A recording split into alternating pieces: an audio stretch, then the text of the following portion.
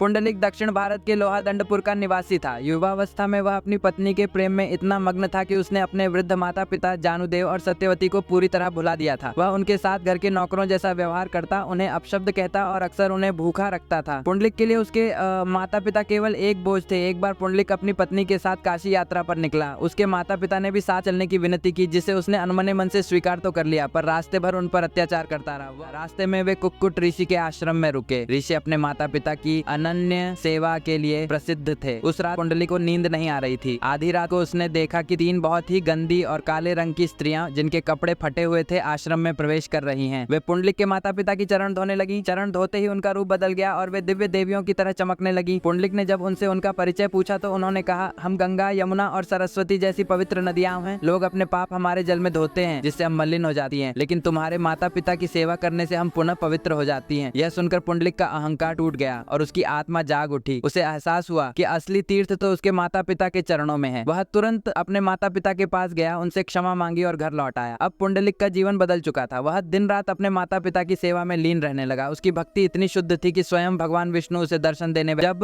भगवान पुंडलिक के द्वार पर पहुंचे, उस समय मूसलाधार बारिश हो रही थी। पुंडलिक अपने पिता के पैर दबा रहा था। भगवान ने द्वार से आवाज दी, पुंडलिक देखो, मैं तुम्हारा प्रभु तुम्हें दर्शन देने आया हूँ। पुंडलिक ने साक्षात ईश्वर को देखा, लेकिन उसके मन में कोई विचलित भाव नहीं आया। उसने सोचा कि यदि वह अभी उठा तो उसके पिता की नींद टूट जाएगी। पास में एक ईंट पड़ी थी। पुंडलिक ने बिना उठे ही वह ईंट भगवान की ओर सरका दी और बड़ी विनम्रता से कहा, अभी मेरे माता पिता विश्राम कर रहे हैं, मेरी सेवा अभी अधूरी है, बाहर बहुत कीचड़ है, कृपया आप इस ईंट पर खड़े होकर मेरी प्रतीक्षा करें। बाकी इस पितृभक्ति और कर्तव्य निष्ठा को देख भगवान अत्यंत प्रसन्न हुए। वे बिना किसी क्रोध के अपनी कमर पर दोनों हाथ रखकर उसी ईंट पर खड़े हो गए। जब पुंडलिक सेवा से निवृत्त हुआ तब उसने भगवान के चरणों में वंदना की। भगवान ने वरदान मांगने को कहा तो पुंडलिक ने प्रार्थना की, प्रभु आप इसी रूप में हमेशा के लिए विराजमान हो जाइए, ताकि दुनिया जान सके कि माता पिता की सेवा ही सबसे बड़ी भक्ति है। भगवान ने तथास्तु कहा और वे उसी ईंट पर प्रतिष्ठित हो गए। ईंट अर्थात विट पर खड़े रहने के कारण उनका नाम विट्ठल पड़ा और वह स्थान पंढरपुर के नाम से विख्यात हुआ।